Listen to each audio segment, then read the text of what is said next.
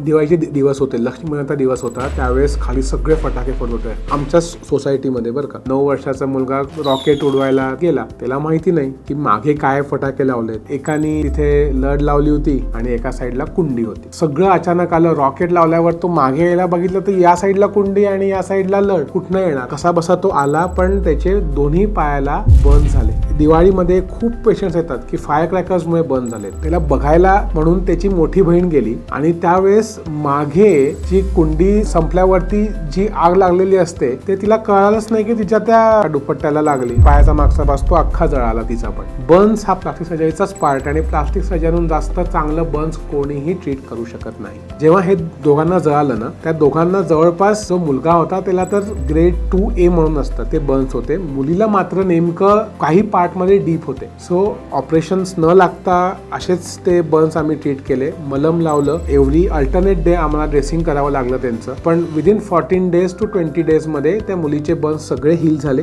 मुलाचे around 10 to 14 days मध्ये भरले. शेवटी वयाचा पण फरक पडतो. जेवढे आपण यंग तेवढे बर्न्स पटपट भरतात. हे सगळं झाल्यावरती आपण त्यांना प्रेशर गार्मेंट देऊन कुठल्याही बर्न्स कार असं वरती जाडा होण्यापासून अवॉइड केलं.